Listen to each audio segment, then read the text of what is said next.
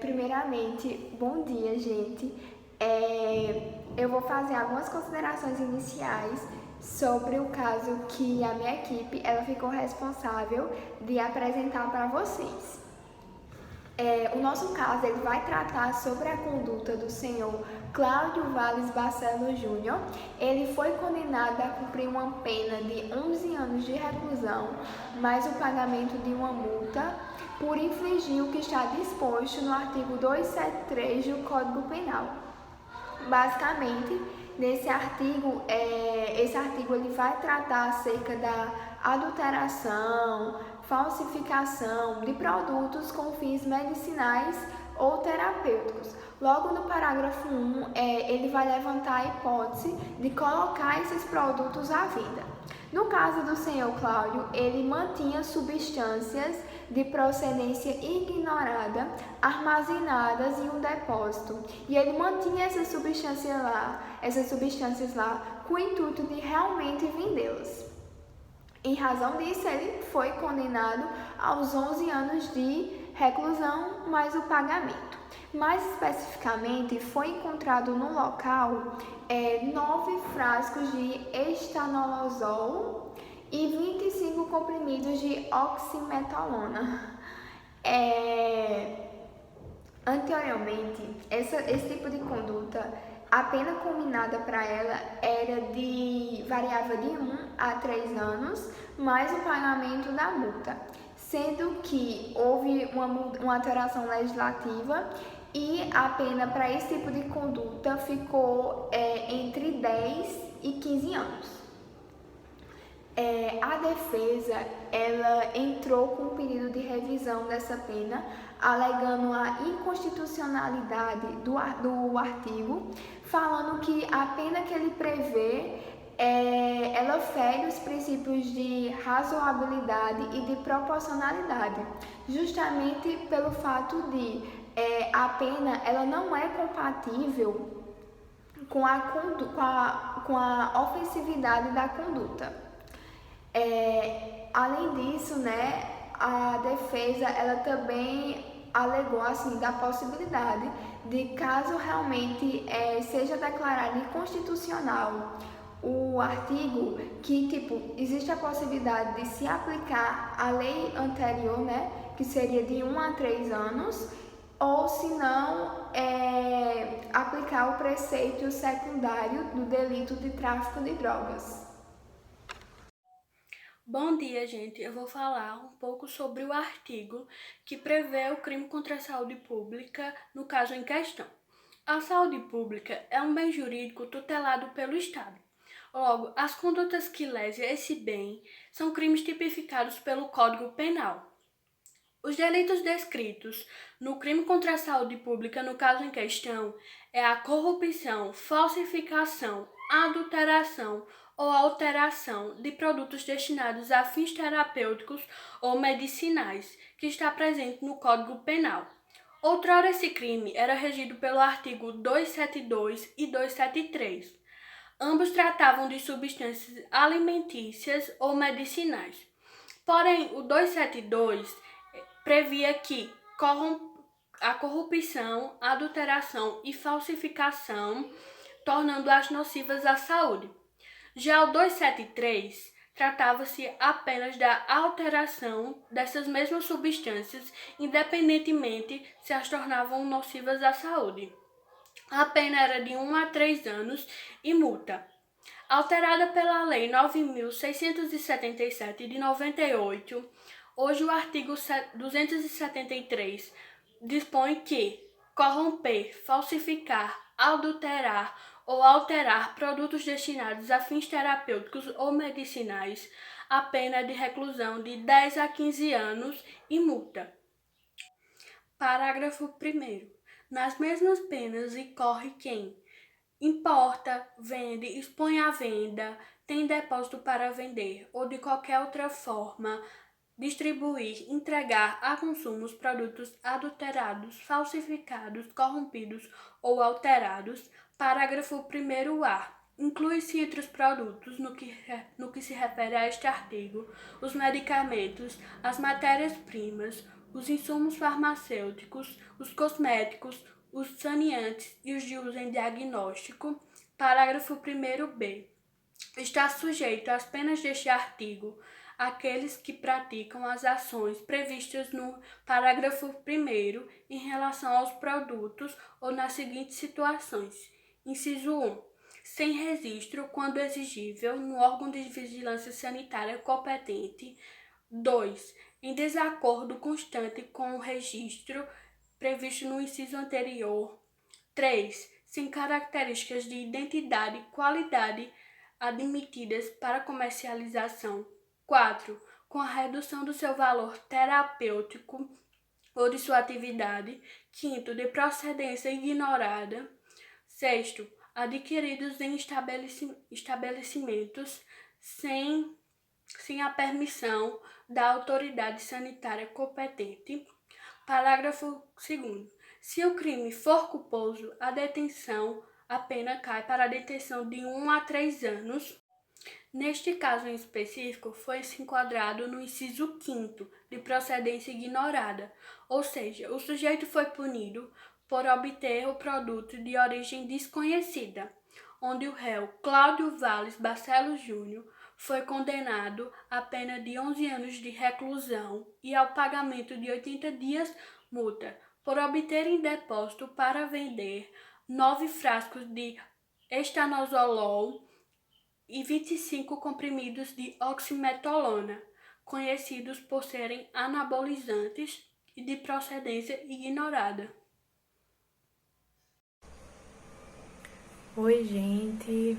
Bom, a lei responsável pela alteração da redação do artigo 273 e, consequentemente, por impor uma pena 10 vezes maior que a anterior, foi a Lei de número 9677 de 1998, conhecida como Lei dos Remédios.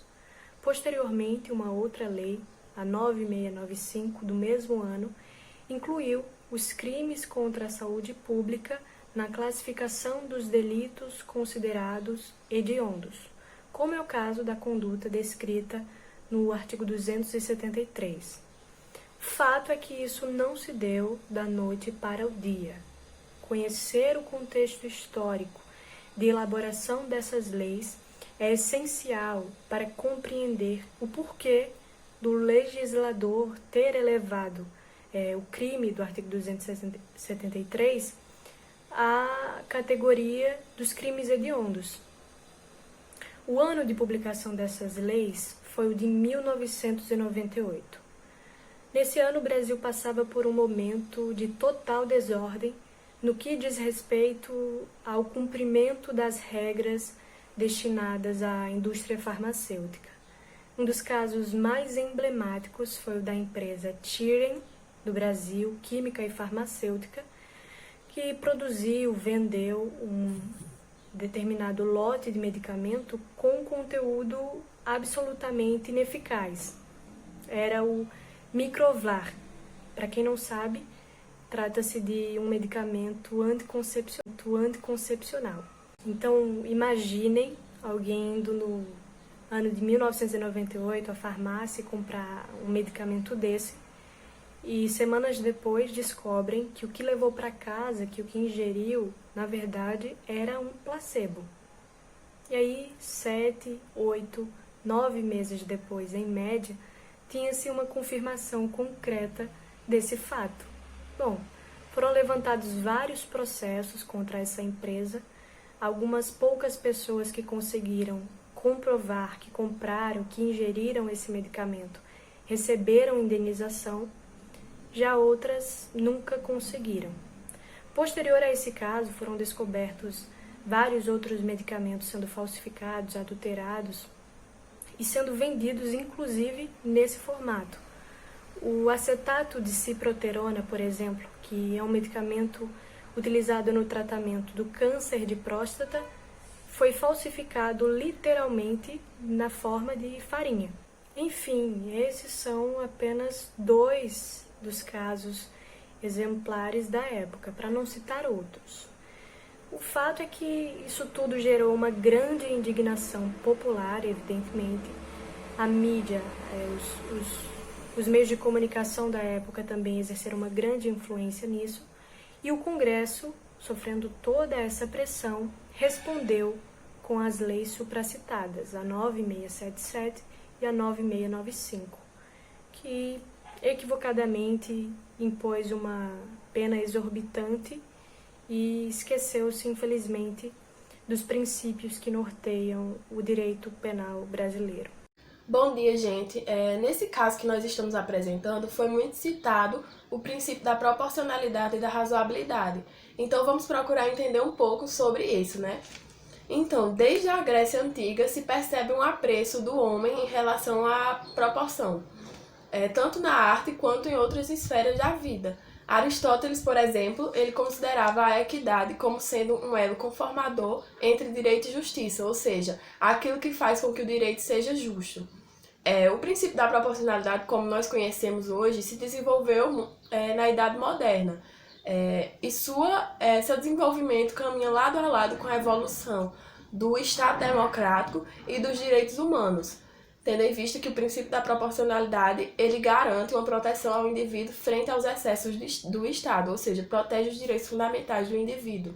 O princípio da proporcionalidade, que inclusive é muito utilizado no nosso direito, ele se divide em 3 subprincípios. O primeiro, da adequação, ou seja, a pena ela deve ser um meio, entre todos os outros meios, o mais adequado para se chegar ao fim de proteger determinado bem jurídico. Segundo, da necessidade, ou seja, a pena, além de ser o meio adequado, ela deve ser o meio necessário para chegar a esse fim.